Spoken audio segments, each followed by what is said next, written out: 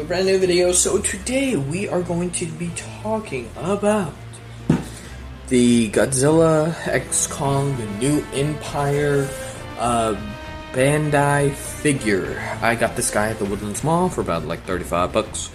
I was surprised on how cheap he was. I think the paint on this box is so much better than what SH Monster Arts has came out with. Bought this guy a few days ago, and well, let's get right into the figure itself. So, to start off with the figure, I would like to mention a few differences between, say for example, your 2019 Godzilla and this guy. This guy has a narrowed out tail, kind of like 2014. And his dorsal spines doesn't have that 1954 aesthetic. It's more of like a natural growth, as say for example, 2014 naturally grew itself out instead of them taking the design from 1954. The detail is well done. So when you take this figure out of the box, it will be covered in bubble wrap and plastics and stuff like that.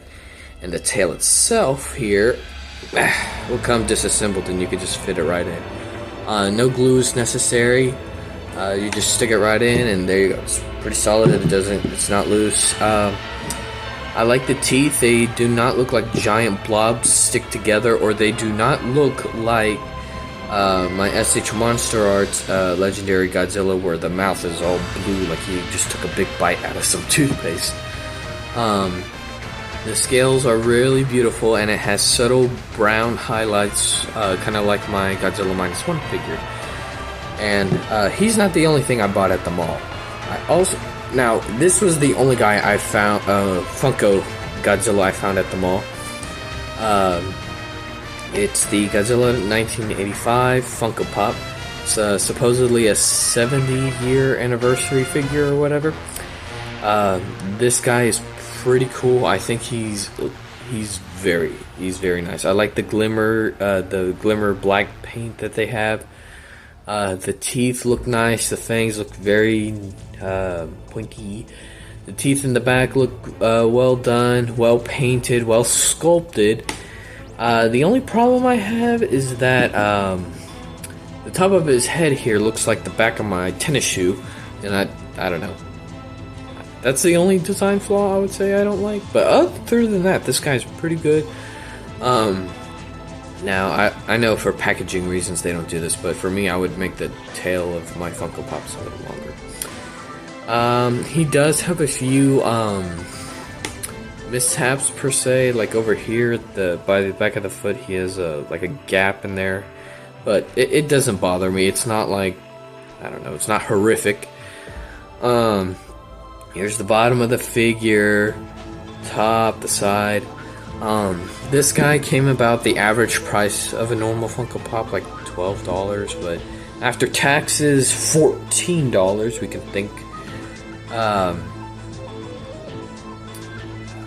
Well, I'm not gonna say their name, but our current leaders.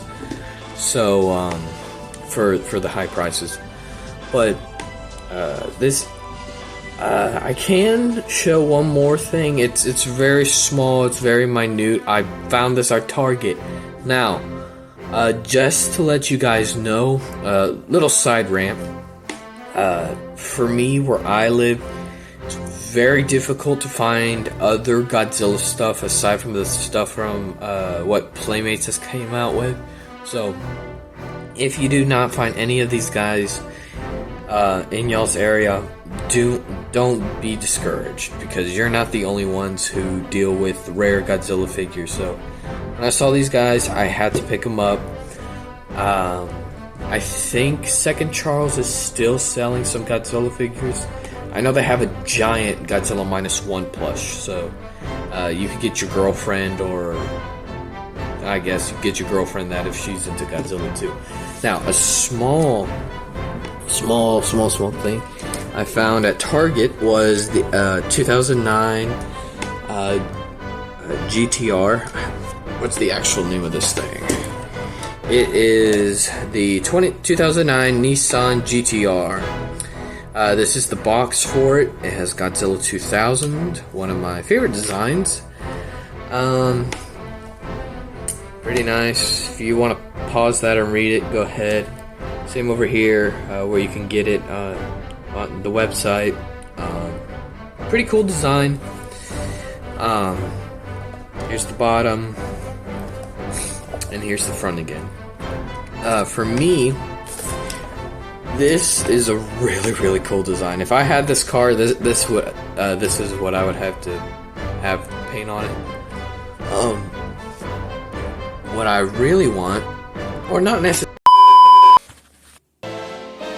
Sorry about that, about the camera. But anyways, what I wish that they had on this figure was like a little switch on the bottom, so the lights turned on in the front and the back and stuff like that. It would look very nice. The paint on it's pretty good. Godzilla silhouettes over here, it's pretty nice. Yeah, I don't know. Not too much to comment on this thing. I have a good friend who's a car fanatic, and he could probably tell you all the knickknacks and stuff like that. But I thought this was pretty cool.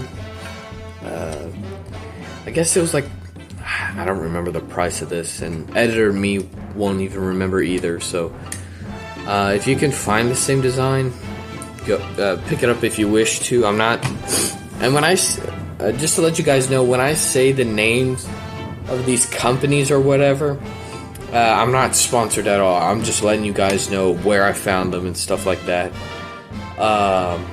So I thank you guys so much for watching. Sorry if y'all can hear the background noise. I deeply apologize about that. I just want to read y'all a quick Bible verse, and then we can end this video. So if you want to open your Bibles, you're more than welcome to. We're going to be reading from Proverbs chapter 13, verse 1. Maybe verse 1 and 2, depends. So, yeah, Proverbs chapter 13, verse 1. A wise son heeds his father's instructions, but a mocker does not listen to a rebuke. From the fruit of his lip, a man enjoys good things, but the unfaithful having craving for violence. So, a quick deep dive into verse 1. It says, a wise son heeds his father's instructions, but a mocker does not listen to rebuke. Basically, the first part of it's very straightforward. Basically, a wise son understands and listens to what his dad is telling him and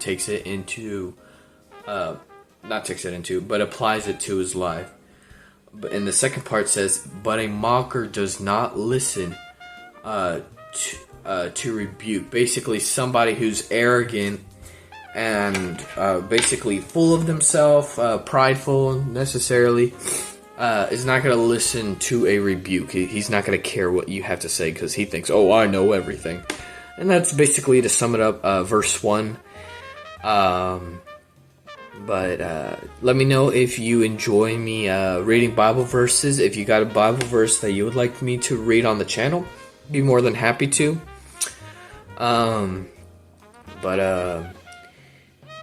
I thank you guys so much for watching my video. Please comment, like, and subscribe. And remember, Christ is King. And it's never too late to give your life to God. So please make sure that you constantly keep God in your heart.